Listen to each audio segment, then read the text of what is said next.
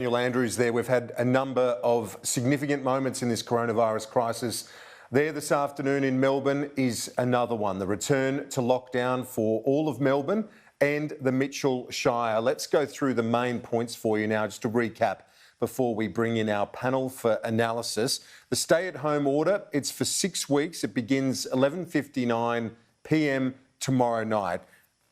People can leave their home for work, exercise, shopping, for medical care or to give care. No visitors will be allowed.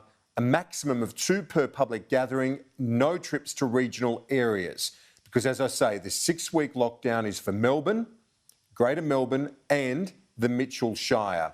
Let's move on to the next major issue I know many of our viewers will be interested in, on school holidays.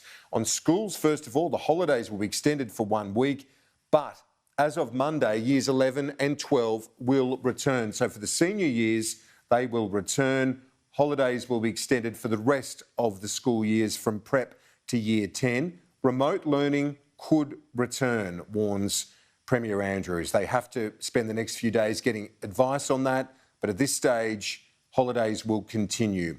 Retail, eateries and shopping rules. Hairdressers will remain open. Retail, depending on space, will be allowed as well. Eateries will return to takeaway only, as will pubs. Markets will be able to sell food and drink only. Beauticians will close. Personal care will close. Let's look at sport and recreation now. And community sport will be stopped. Pools and playgrounds will be closed once again.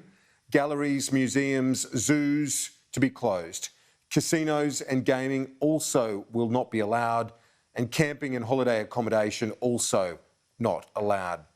Those things that will be allowed, subject to conditions, will be fishing and boating, tennis, golf and surfing, subject to conditions. So they're the key points. Let's bring in my panel this afternoon: Tom Connell, Stephen Conroy and Michael Kroger. Tom Connell, first to you. As we speculated before the news conference, Premier Andrews has not gone for the entire statewide lockdown. No, he hasn't, and obviously that would have been weighed up. We spoke about the possible incentive of people pushing out to the regions, and he said, well, quite simply there, you can't go for a holiday, but even as well, don't go if it's your holiday home. You know, you can't just go and base yourself outside of Melbourne because that's your convenience if you do have a holiday home, whatever it might be. So opting to want to keep as much of the economy going as possible was clearly the approach for Daniel Andrews. 6 weeks is the lockdown. It's pretty ominous. He did say he went for this longer period of time because he didn't want uncertainty, not ruling out it would be lifted earlier if possible. Right now, it's just a long way from that, given the direction of where we're going, these increased number of cases. I mean, the big question right now, one of the ones for the federal government, is what do you do with things such as JobKeeper, which Daniel Andrews addressed in part there, and also childcare. You know, do you need to revisit special assistance for Victoria? And also for the rest of the country and people in Melbourne right now, will we get the same buy-in of restrictions? Remembering on the way into this, Kieran, nobody thought it would be effective as it was. We've been able to get back to easing restrictions much faster than we first thought.